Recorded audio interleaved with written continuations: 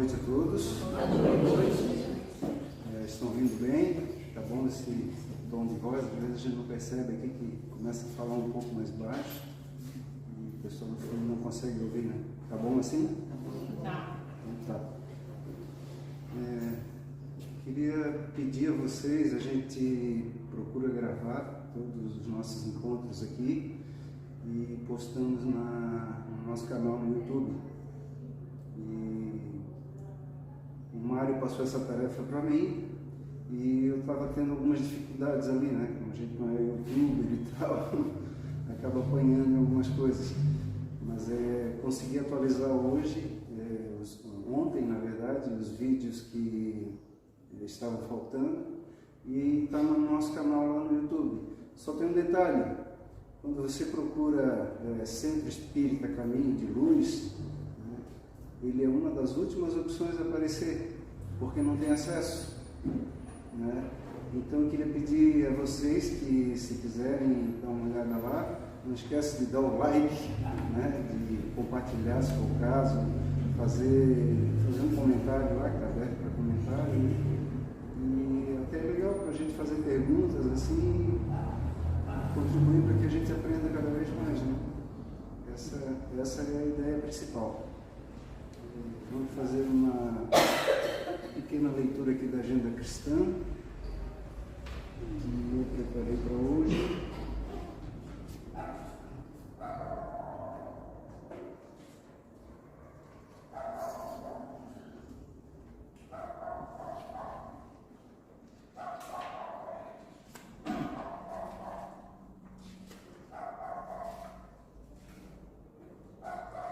O título é Problemas Pessoais.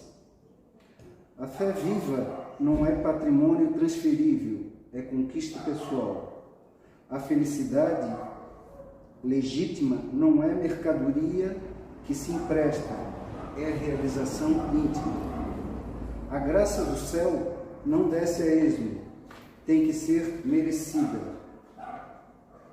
A melhor caridade não é a que se faz por substitutos, cabe-nos executá-las por nós mesmos. A fortaleza moral não é produto de roubos alheios, provém do nosso esforço na resistência para o bem. A esperança fiel não se nos fixa no coração através de simples contágio, é fruto de compreensão mais alta.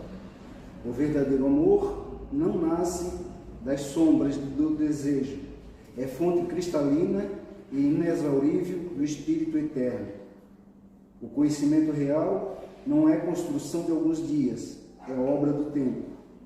O paraíso jamais será adquirido pela sagacidade da compra, é atingível pela nossa boa vontade em fugir ao purgatório ou ao inferno da própria consciência. A proteção da esfera superior é inegável para todos nós, que ainda nos movimentamos na sombra. Ai de nós, todavia, se não procurarmos as bênçãos da luz. Convido a todos agora para a gente elevar os pensamentos. Quero dizer que são todos muito bem-vindos nesta casa. O nosso desejo é que todos sintam-se abraçados hoje e que a espiritualidade amiga consagre a nós todos os mais elevados pensamentos na promoção de todo o consolo e paz que todos buscamos. Que a vibração de nossos benfeitores guie todos nós ao aprendizado tão necessário à nossa evolução nesta caminhada. Que assim seja. Temos o nosso querido irmão aqui, Cláudio, que vai nos trazer o tema O Poder da Fé, e tenho certeza que será de grande proveito para todos nós. Boa noite a todos.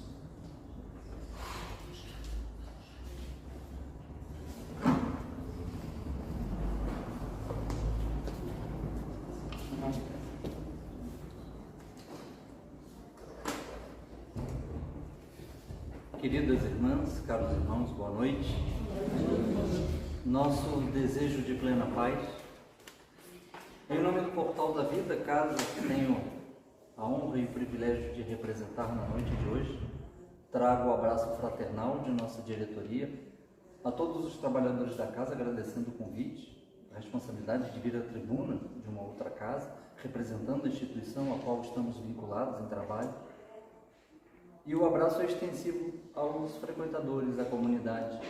Sintam-se todos fraternalmente abraçados em nome do Portal da Vida. Rogo a espiritualidade que trabalha nesta casa particularmente, o auxílio, a assistência, a inspiração necessária para o desenvolvimento do nosso trabalho. E sempre defendo a tese de que é o nosso trabalho, nosso, construção a 4, a 6, a 8 mãos, porque ao expositor compete o trabalho da fundamentação teórica, da pesquisa, do conteúdo que vai ser apresentado. Mas a Assembleia, os trabalhadores, todos nós estamos em processo de trabalho. A diferença é que o expositor está falando, gesticulando, verbalizando o estudo, apresentando as ideias.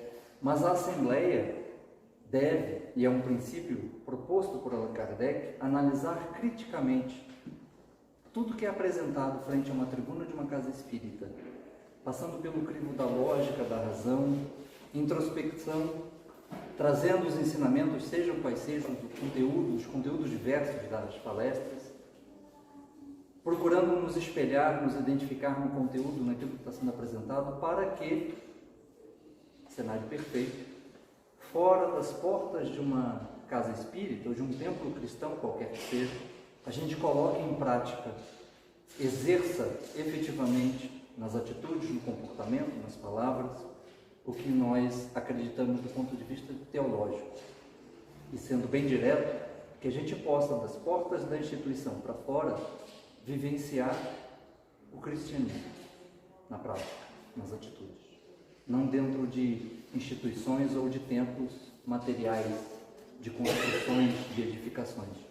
Nós precisamos urgentemente dar o nosso testemunho da proposta do Cristo, da proposta do cristianismo redivivo nas nossas ações de cada dia, nas nossas atitudes, escolhas, palavras, enfim.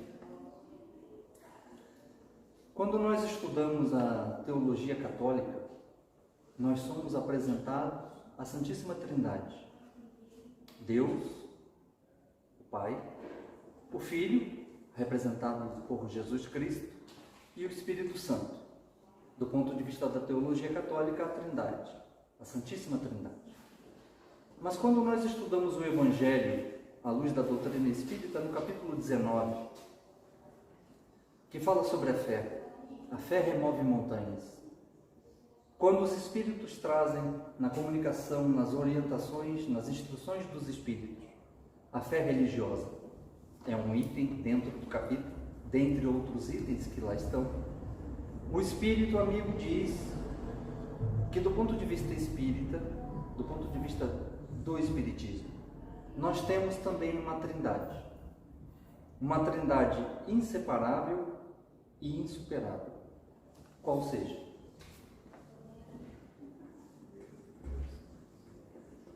Fé,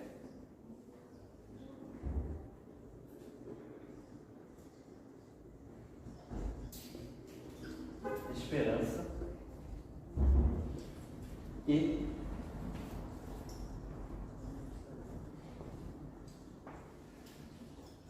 caridade.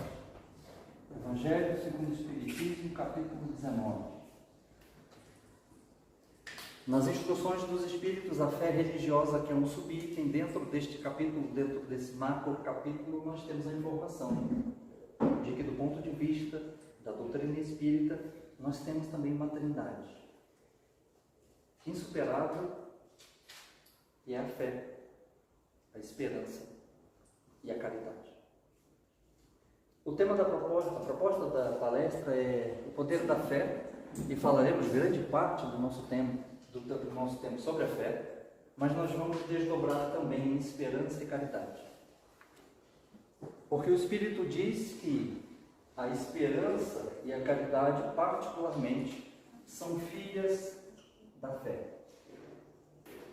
e que a fé é a mãe de todas as virtudes. Então, cada um de nós pode elencar uma série de virtudes: empatia, compaixão, fazer um rol de virtudes, uma lista, sejam quais sejam. Dentre elas, esperança e caridade. E a mãe será sempre a fé, a mãe de todas as virtudes.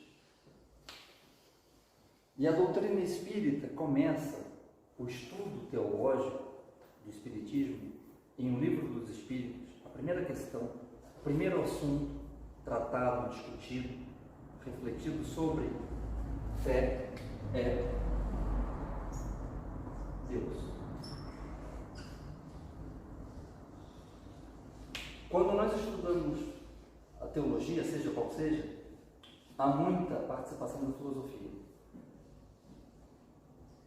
A filosofia espírita trabalha com a razão e a reflexão.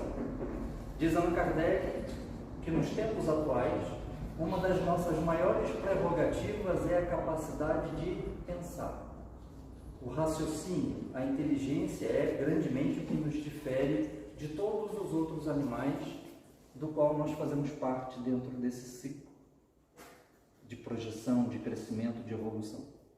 Então, o homem, o Homo sapiens, agora mais recentemente denominado como Homo sapiens sapiens, nós estamos inseridos dentro do reino animal. E o que difere o ser humano dos demais é a inteligência, a capacidade de refletir, o pensamento. Então, diz Allan Kardec que quando nós estudamos a doutrina espírita, ou as propostas teológicas, ou qualquer linha de pensamento, nós não podemos abrir mão de uma das prerrogativas mais básicas que nós temos, que é a capacidade de refletir, de criticar, de pensar. Criticar no sentido construtivo da palavra, do pensamento, sempre tentando entender por quê. Se eu olho a caneta, por que ela cai para baixo? Por que ela não vai para cima? A lei da gravidade, mas não é universal, é relativa. Na Terra nós estamos sob o efeito da gravidade. Se estivermos na Lua ou no espaço, se largarmos a caneta, ela não tem o mesmo comportamento. Por quê? Por quê? Por quê? E nós vamos tentando entender, e a ciência, principalmente, particularmente, vai dando essa construção do conhecimento humano. E a outra forma de pensar em Deus é o que a filosofia apresenta como sendo o fideísmo. E que a doutrina espírita não segue. É quando nós fazemos uma pergunta e nós dizemos que aconteceu assim porque Deus quis. E a gente sempre que tiver a incapacidade de responder a uma pergunta, nós vamos colocar que Deus quis assim. Aconteceu tal coisa por quê? Porque Deus quis. Porque Deus quis.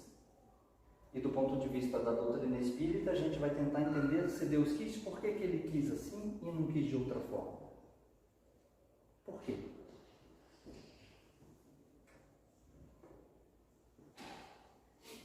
Por que amanhã, sexta-feira, a princípio vai dar um dia de sol, com temperaturas agradáveis? Por que amanhã, de manhã, algumas famílias com algumas crianças vão se reunir nos seus carros ou em excursões? E algumas dessas crianças vão passar um dia memorável e talvez inesquecível num parque do Beto Carreiro, em Penha. E outras crianças, talvez até o meio-dia, entrem em óbito no hospital de câncer infantil ou no hospital oncológico. Por quê? Por que essas distinções com crianças em tenra idade? Porque se falarmos de adulto, escolhas, comportamento, vícios, a gente pode entrar em diversas suposições, mas quando nós analisamos uma criança de 4 anos, que não teve o tempo de fazer o bem, mas também não teve tempo de fazer o mal, então seja castigada ou seja privilegiada, é uma incoerência com a imagem que a gente faz de Deus, porque Ele é bom e justo. Aonde justiça numa situação como essa? Eu, se fosse um pai dessa situação mais trágica, eu gostaria de ter 2 minutinhos com Deus, sentar lá ao lado e olhar no olho dele e perguntar por quê. Por que comigo? O que te fiz? E todos nós podemos passar por situações como essa. Nenhum de nós está isento de uma dor, de uma prova e de uma expiação, de um desafio existencial. E como é que está a nossa fé diante de um acontecimento trágico? Porque quando falo, tem um tema especificamente que trabalho e desenvolvo todo sobre Deus. Falar sobre Deus quando tudo está bem, quando temos trabalho, saúde física, uma casa, um teto que nos cubra, que os nossos filhos pedem comida, a gente tem condição de dar, por mais simples que seja. Quando os nossos problemas se limitam a uma dificuldade no emprego, um chefe difícil, um colega de trabalho intragável, o vizinho que incomoda, o som alto do vizinho, o cachorro que não para de latir, isso é relativamente fácil de superar. Mas existem situações muito mais difíceis, muito mais dolorosas, porque nós estamos no mundo de provas e expiações. E se a vida nos chamar ao testemunho de uma dor, de uma prova aguda, o nosso posicionamento de fé, o nosso testemunho se dará, ou nós daremos um passo atrás e aí talvez eu já não sei se é bem assim, já estou meio em crise, já não... Nós não sabemos, nem eu sei. Mas nós precisamos, do ponto de vista teológico, estudar, entender os mecanismos das leis que administram e que regem a nossa existência na Terra. Imaginar que a Terra é um mundo de provas e expiações, por essa razão enfrentamos dores e dificuldades, que sem uma visão de anterioridade da alma, do espírito, muitas situações que acontecem na nossa vida ficariam questionáveis se nós olharmos para a visão de Deus como sendo um Pai bom e justo, e que muitas vezes a gente para nessas perguntas e não consegue avançar.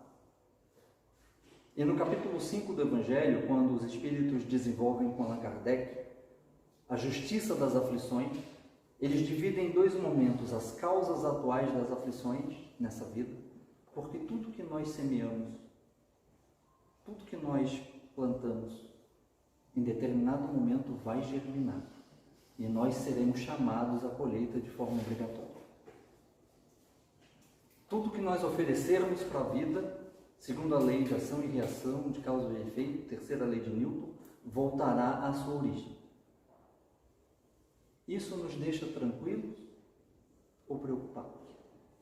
Se a partir de amanhã, tudo que eu semeei até agora começar a germinar e a brotar, e esses frutos eu for chamado obrigatoriamente à colheita, isso me dá tranquilidade ou isso me dá apreensão? A qualidade da resposta nos diz se estamos na direção certa ou se é preciso puxar o freio de mão imediatamente, antes de avançar 1 milímetro que seja na direção errada, fazer a volta e redirecionar o nosso destino.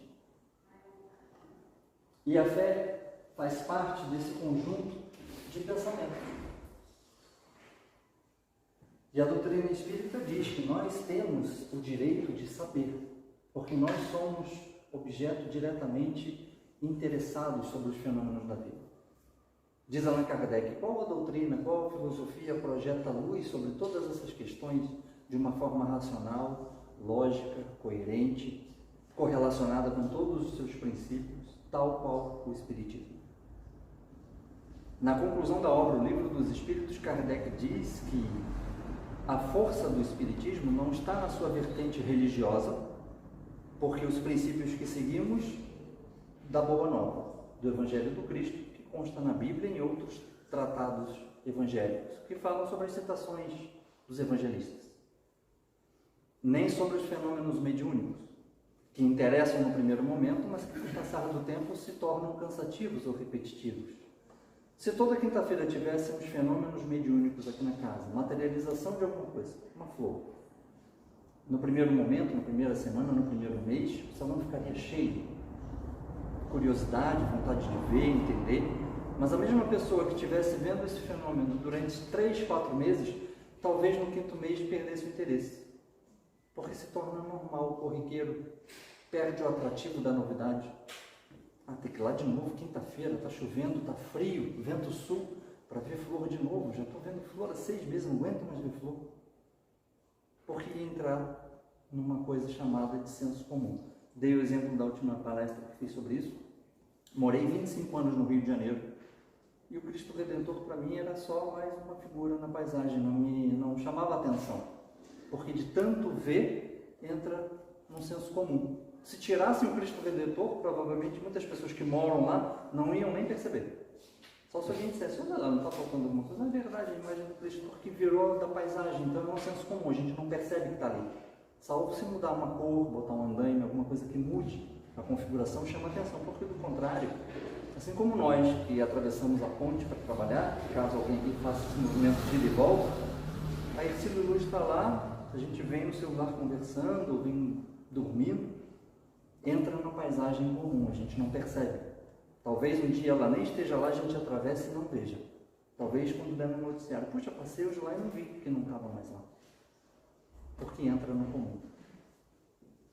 E Kardec diz que a força da doutrina espírita está na sua filosofia, nas respostas, no desenvolvimento das ideias. Tentar entender por que acontecem certas coisas conosco, com a sociedade. Por quê? Por isso que Allan Kardec começa o estudo do Espiritismo, primeiro tema, primeira abordagem sobre Deus.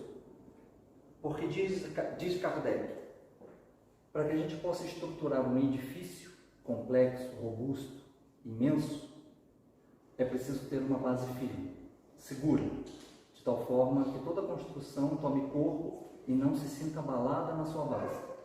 Por isso que ele começa falando sobre Deus. E a primeira pergunta é magistral, porque ele não interroga a espiritualidade nas sessões mediúnicas. Quem é Deus? Porque quem é alguém, uma pessoa, uma personificação de alguém, seja do sexo masculino ou do sexo feminino. Kardec pergunta para os espíritos, na primeira questão, o que é Deus? O que é? Que pode ser qualquer coisa, um objeto, uma energia, um pensamento, um espírito, porque o que é alguma coisa, seja qual seja, de forma infinita. E os espíritos dizem que Deus é a inteligência suprema, a causa primária de todas as coisas. E as leis de Deus regem, administram e governam a nossa existência na Terra.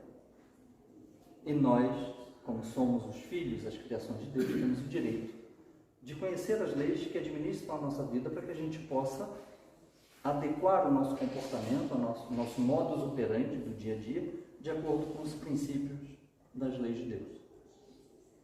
Porque tudo que nós oferecermos à vida, a vida nos trará de retorno.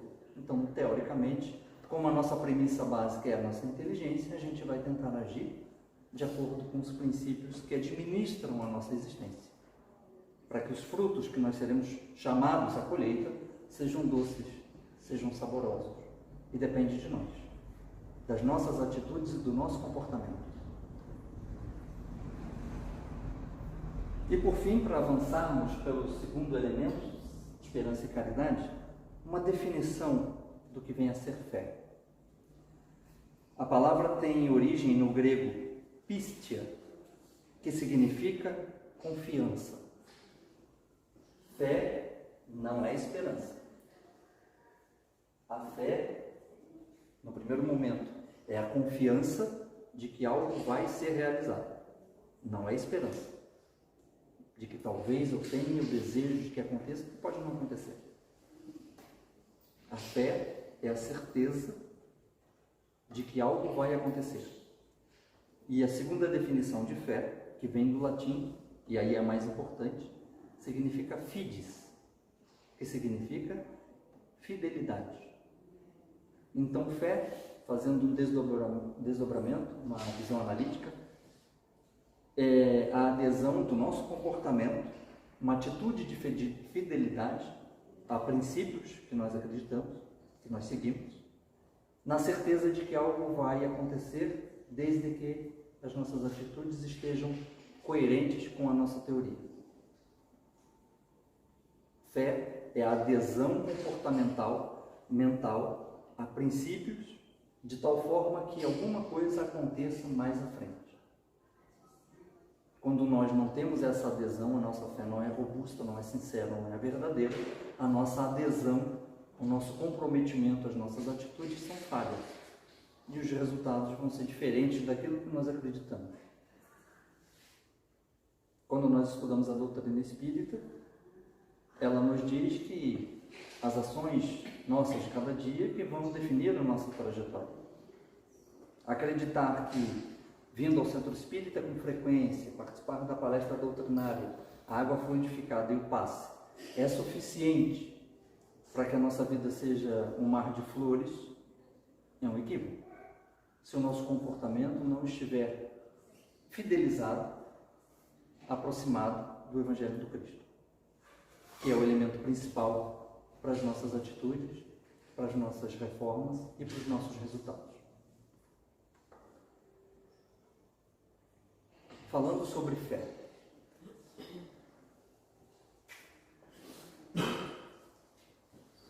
A visão da esperança. Traremos uma mensagem de Emmanuel no livro Fonte Viva. Vou anotar aqui porque eu acho importante, quem quiser estudar em casa ou repassar a mensagem. Fonte Viva, 94 é a mensagem. É uma mensagem de Emmanuel em cima de um pensamento de Paulo de Tarso. Em Tessalonicenses, capítulo 1, Paulo de Tarso diz: e tendo por capacete a esperança na salvação. Paulo de Tarso diz que nós devemos ter a esperança à semelhança de um capacete.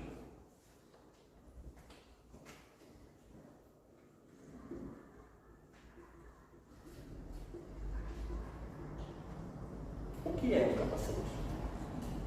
Qual o objetivo de um capacete? Para que ele é usado? Qual é a sua finalidade? Do ponto de vista legal, das normas trabalhistas, o capacete é um EPI. É um equipamento de proteção individual obrigatório. Eu trabalho numa rede de restaurantes e nós temos diversos EPIs dentro da cozinha que são obrigatórios. O funcionário não tem direito de não usar. Se ele não quiser usar, nós damos advertência e depois uma justa causa. Porque para sua proteção e para a segurança é obrigatório o uso de certas luvas na manipulação de peixes, no corte de determinadas carnes, o avental, os sapatos que não podem escorregar. O capacete, em diversas profissões, é um item obrigatório. Construção civil, seja quem seja, entrou num campo de obras, é obrigatório a colocação do capacete. Porque se a fiscalização, o Ministério do Trabalho e Emprego vê que alguém está sem capacete, ele multa e fecha a obra, ele multa e fecha o restaurante, qualquer lugar que seja. O capacete tem como objetivo a proteção de traumas, de acidentes de trabalho que atinjam uma parte vital do nosso organismo, o nosso crânio, o nosso pensamento, a nossa mente. Paulo de Tarso não usou outro adorno, como um chapéu, um boné, um gorro, um turbante. Ele é específico. Paulo de Tarso é específico falando sobre um capacete, que é um item de proteção. Porque nós observamos a nossa sociedade e existem muitas dificuldades sociais, muitos problemas, seja aqui no Brasil, seja em outros países como na Europa. O centro intelectual, cultural, o lugar talvez mais adiantado do ponto de vista econômico, cultural, social, e nós temos uma guerra em curso. São 8h25, lá já é madrugada. Talvez dezenas de tanques russos neste momento estejam fazendo manobras de guerra. Talvez aviões ucranianos estejam sobrevoando determinadas regiões. Apesar de estarmos em 2023, a era da ciência e da tecnologia, do conhecimento, da informação, da inteligência artificial, nós na Europa, o centro cultural e intelectual da humanidade, nós temos uma guerra. Famílias estão sendo dizimadas. Pais estão sendo separados das suas famílias, dos seus filhos. Pais, particularmente, porque são aqueles que foram impedidos de sair da Ucrânia para ficar na guerra. As mulheres, as crianças e os idosos foram permitidos a sair. os homens tiveram que obrigatoriamente permanecer. São convocados. E é preciso entender todas essas dificuldades sociais, as provas, as expiações. Por isso que é importante o estudo, para que a gente possa entender todos esses mecanismos de avanço, de progresso, de mudança, de cultura, tudo que está acontecendo. Vejam a pergunta. Depois, no final, quem quiser anotar ou bater uma foto do quadro, Fonte Viva, página 94, Evangelho, capítulo 19, e o Livro dos Espíritos. Questão 784. Observem a pergunta que Allan Kardec fez, que poderia ser feita hoje, numa sessão mediúnica, num debate com estudiosos do comportamento humano. Observem a grandiosidade da visão de Kardec no século XVIII. Século XVIII. Primeiro, Allan Kardec fala uma verdade, uma assertiva, ele dá a opinião dele. Observe. Bastante grande é a perversidade do homem.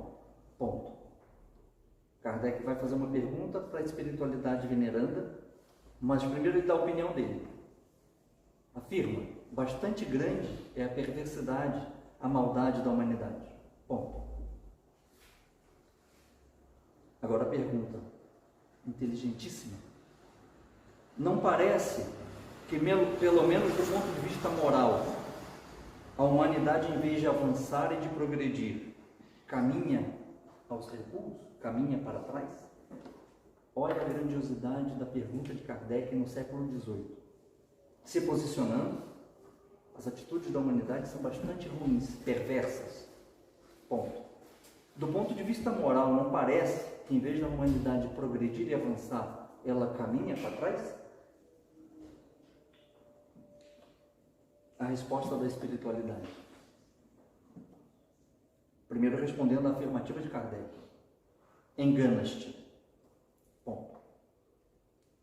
Observa bem o conjunto, o todo, e verás que o homem se adianta, pois que melhor compreende o que é o mal, e vai, dia a dia, reprimindo os abusos. Faz-se necessário que o mal chegue ao extremo, para tornar compreensível a necessidade do bem e das reformas. Muitas vezes se faz necessário que o mal chegue ao extremo para que a gente perceba a necessidade das mudanças e das reformas. Há 30 anos atrás, mais ou menos, eu estou sendo muito generoso, talvez 5 anos atrás, se uma família estivesse brigando e se nós ouvíssemos um homem, um marido batendo na sua esposa ou nos seus filhos, ficaríamos em silêncio. Porque em briga de marido e mulher, ninguém se mete.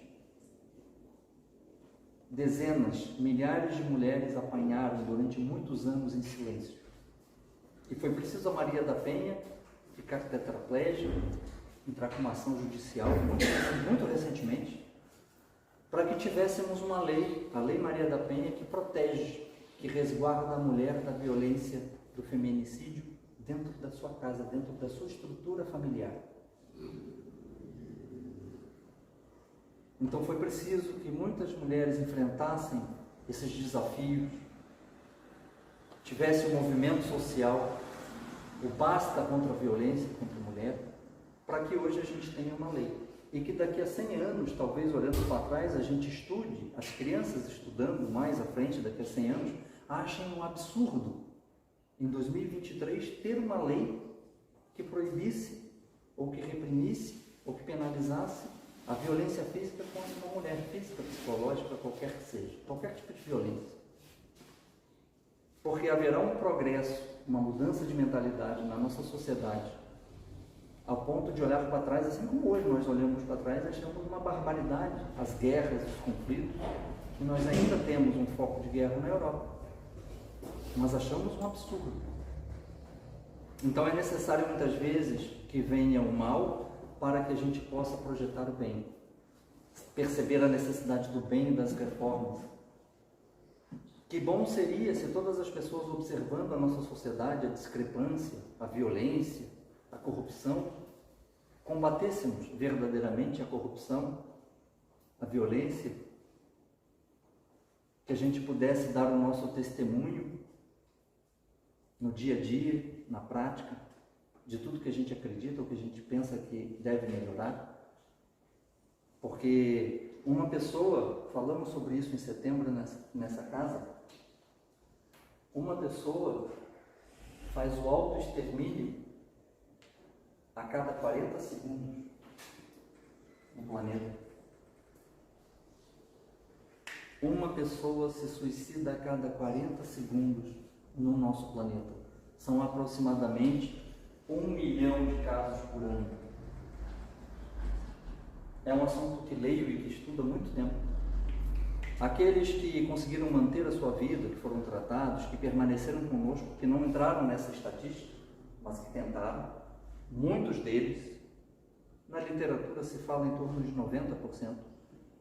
A causa principal da tentativa de se exterminar, de dar fim na sua própria vida, é a desesperança.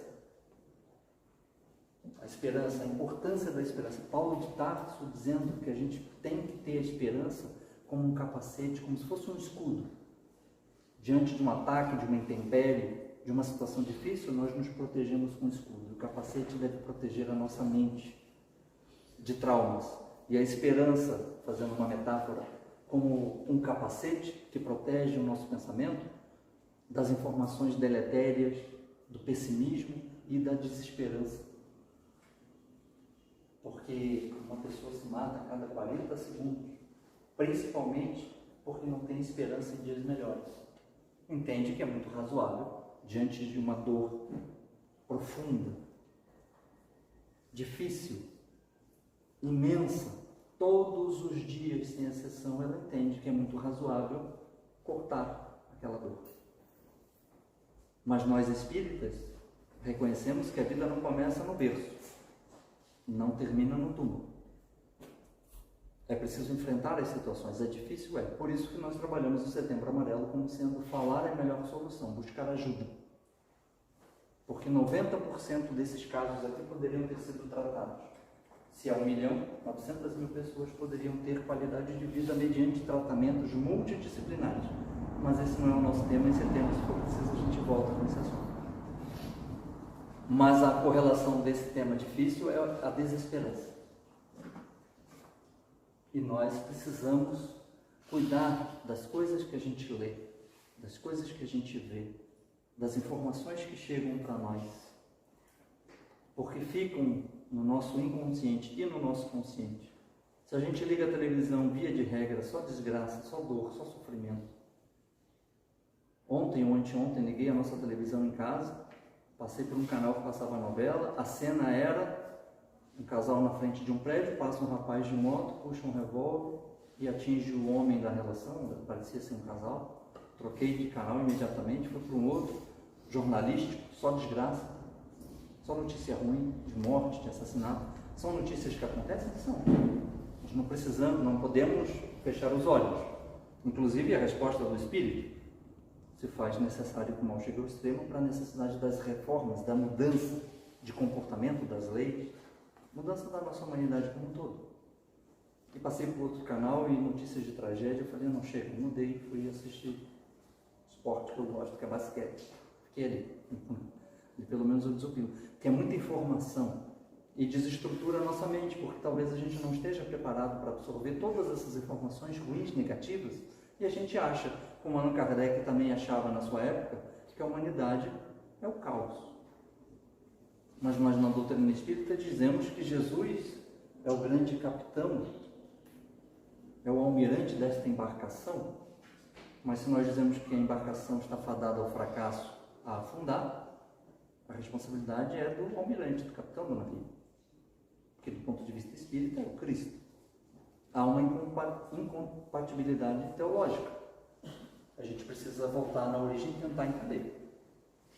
Porque se a gente acredita que a espiritualidade está governando o nosso planeta, todos os acontecimentos são como são, a gente precisa manter a nossa visão de fé, de esperança e de caridade linear com todos esses princípios.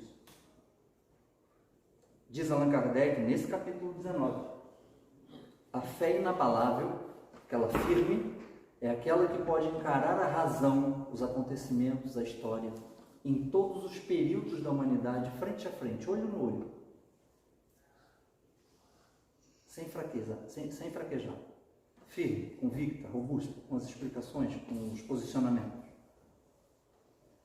E por fim, mas não menos importante, falando sobre a caridade, questão 886.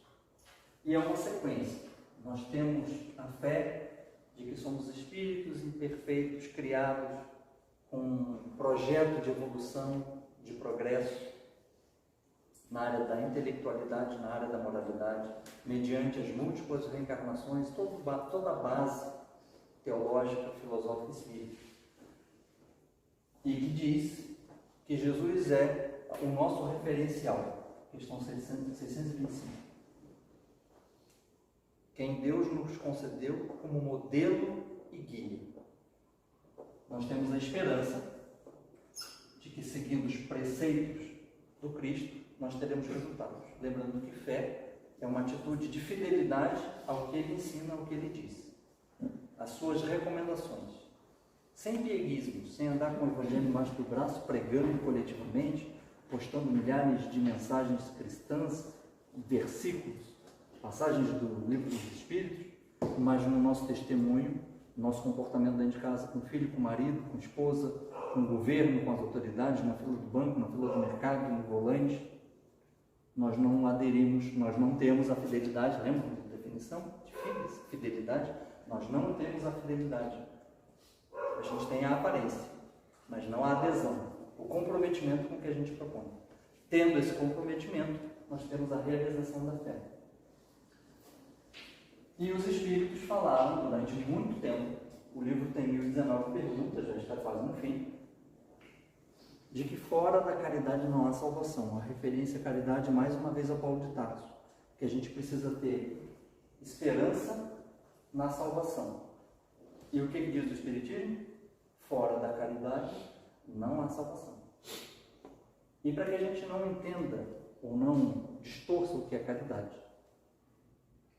porque eu posso perguntar o Pix da casa e fiz besteira durante o dia inteiro, faço uma série de coisas equivocadas, totalmente anticristãs, mas eu chego aqui num salão e qual é o Pix da casa? Uma cesta básica é R$60, 120, 180, dá para comprar 3 cestas básicas do livre. Zerei minha conta, negociei minha dívida. Não é assim que funciona. Não é. Graças a Deus que não é. Allan Kardec pergunta, 886. Caridade, os Espíritos defendendo a proposta como caridade, método de salvação, caminho único e exclusivo para que a gente se liberte. E Kardec pergunta aos Espíritos, qual é o entendimento de Jesus do que vem a ser caridade? Questão 886. Os Espíritos nos dizem benevolência, indulgência e perdão, que são mais virtudes filhas da fé. Do ponto de vista espírita, quando falamos que fora da caridade não há salvação, não há espírito que se liberte das imperfeições, das paixões inferiores sem caridade, eles querem dizer que é benevolência, indulgência e perdão. É bondade, capacidade de compreensão das dificuldades do outro, empatia e perdão das ofensas, sejam as nossas, sejam as dos outros. Falamos também nessa casa sobre perdão e auto-perdão. O perdão é o primeiro passo para a autocura. E existem inúmeros estudos e artigos científicos associando a capacidade de perdoar ao melhoramento da saúde física, como o do rancor, do agravamento da condição de saúde.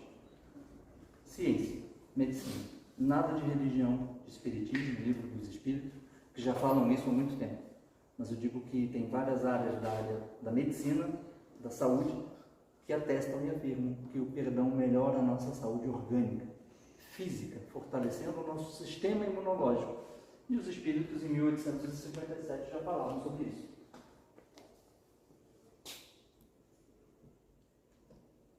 possamos aderir tendo uma fé, uma crença de que, seguindo os princípios do Cristo, nós teremos o resultado, a certeza de que vamos encontrar frutos mais doces, mais saudáveis na nossa jornada evolutiva. E como diz Emmanuel, numa mensagem chamada Teu Livro, a existência na Terra é um livro que nós estamos escrevendo. Cada dia uma página, cada hora uma afirmação da nossa personalidade, através das pessoas e das situações que nos buscam. Que não devemos desprezar a oportunidade de criar uma história de amor em a vida inteira. Vive, pois, com Jesus, na intimidade do nosso coração, que não nos afastemos dele nas nossas ações de cada dia, e o livro da nossa vida transformar-se-á num poema de felicidade e num tesouro de bênçãos. Muita paz.